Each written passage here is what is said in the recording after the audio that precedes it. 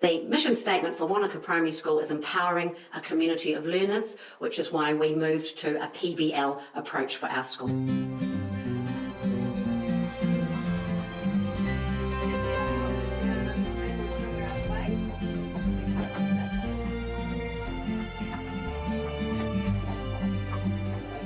And as part of that, we're going to do our project on the playgrounds. Because the school's designing new playgrounds for our juniors and middles, they would like a design of some eco-structures made by us that would possibly be put in these playground areas for the younger kids, and then eventually, hopefully, for the older ones as well. So for the next 2 weeks, that's what we're going to look at. So I've got a wee brief here.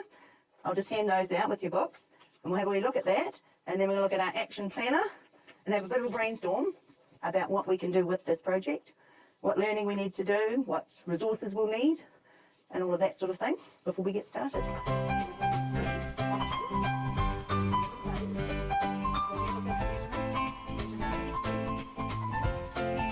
So with the eco-structure, we've been looking at new playgrounds for our year 1 and 2 and 3 and 4 students, and having the kids design something that they would enjoy having in their playground, because it's a new school and there is a lot of area here, and we haven't had a lot of play structures in here yet.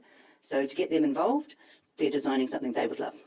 The introduction, well, we talked about the new playgrounds, and the kids decided it would be really nice to design something because we talked about what was missing and what would they like to see in their playground.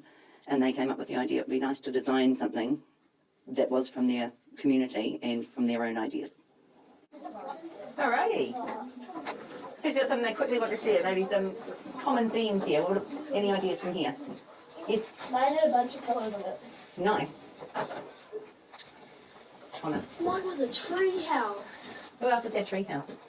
That's our big plan. We're going to have a couple of weeks to do this.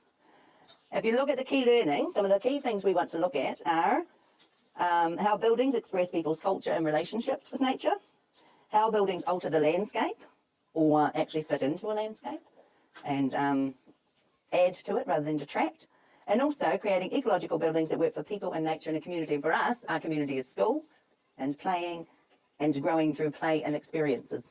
So that's what we're going to be looking at.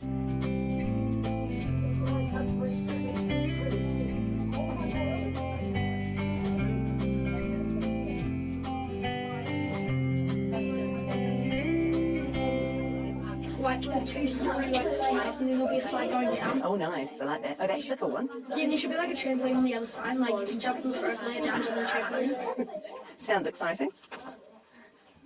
Brooke, you could have like little, you could have little sunshades and stuff, or water, ways of getting water off that.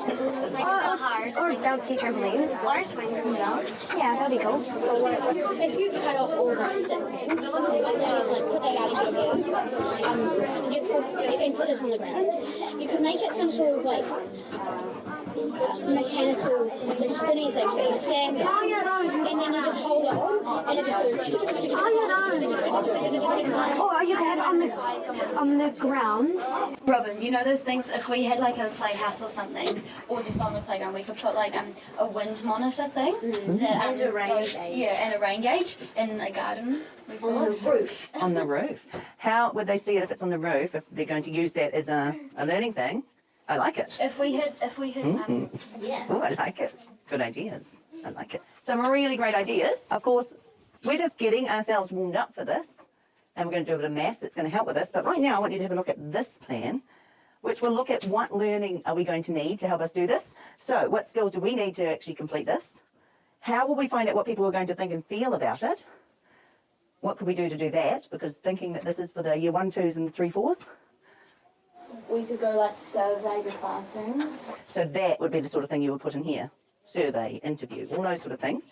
What information and resources will we need? What's our vision? What are we going to do? How can we communicate to others about our project? So I'm just going to give you this in groups, maybe 2 or 3. I don't mind if you want to move around to be with a particular group. We were doing the eco-structures. The kids had to have an understanding of size and measurement and scale so that they could make a model or a plan. So using their skills from measurement and maths and shape, it was getting them to get a feel for what their structure would be like in terms of size to make it appropriate to play on and to be able to do a scale model. Measures her furniture. Did she use them right? Calculate the volume of each piece of furniture, which piece has the greatest volume. So calculate the volume of each piece. What if we like say we So Do we have to add them all piece of together? paper for that. No, we need to add them all together. It's 902.5. Is that bad? Wait, that doesn't make sense. Which one are you doing? Yeah, but 902.5. Is that this one? The bad is 902.5. I got the bed. What times it, Abby? Hey, it's the volume, Abby. It's practically the area. And you just times it. How do you do the 0.9 on the length? That's all the Well, that's not the length. That's the width. Hey, 1.9 is the length. Yeah, 1.9 is the length. When you said the width, it's 1.95 is the width. Wait, this is really confusing. This is not helpful. I don't like this. This is really annoying. Can you do something? Okay, I'll do something. And I have this phone. I wasn't sure what to do with the, like, measuring. So to measure it, should we go over there then on the film? Because Brooke's been trying to work it out. She's having lots of trouble working it out. Have you girls got a calculator here? Yeah. Okay. 25, because that means 1 centimetre. 7.7. So just while you're waiting, just have we look here. We're going to do an inspiration photo hunt today. So these are mostly terrain inspired. That means looking at the land. What do you think's inspired these ones? Hills and mountains, exactly. They've got pedestrian walkways, and the roof is a green walk. You can actually walk along the roof. And each of those has little bits inside of it, building, rooms and offices and things. This, a gleaming polished black basalt and towering structure. So they've used that shape of that rock to create that building there.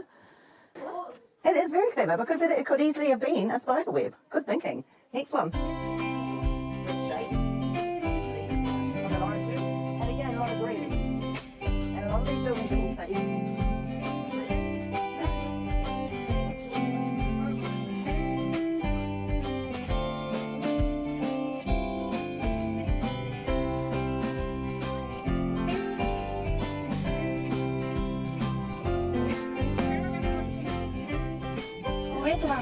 He lost. He just ran. Okay, let's go. No, there's more. There's one over here. Right here. No, there's one right here. Coming out. No, but I just got the one. Okay, did you get a photo? Let me see it.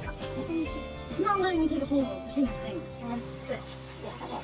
Then you put like a thing around it, and then have like a fountain. That would be cool. So it would be like. That's cool. Everything else is pretty good. I don't need that one either. And what colours you could create from that. Have you got any photos there that would look and help you with a colour palette? Like the ones I showed you there, like a flower which has pinks and greens. And there, if you like that would be quite a good one. The whites, the greens, the different greens, the dark and the light. And thinking about that colour palette that you would use. Up here I also have all your great design sheets from the other day. And there were some very, very cool ideas. So the fantail, and this particular thing has a bouncy chair. You know those ones that rock when you sit on them? It's called the pictures of the potato, the fantail. There you are.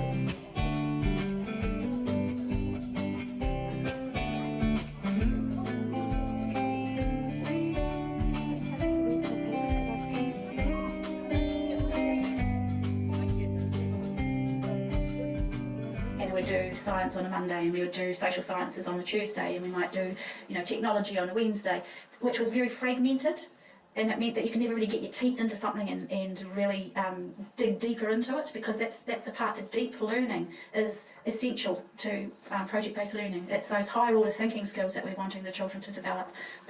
The knowledge and the comprehension, they're fine, we have to have those, but we're wanting children to be able to analyse and to be able to critically evaluate and to create new knowledge from what they've learned. So the deep learning was the part that was kind of missing in the past. Probably the biggest thing is goes back to that empowering a community of learners, which is our vision. It's teaching those self-directed learning skills, those self-managing skills, so that children can become connected, engaged, lifelong learners. So it's teaching children how to learn, so that they can take any context in life, any project-based learning context, and know how to address it and work towards it.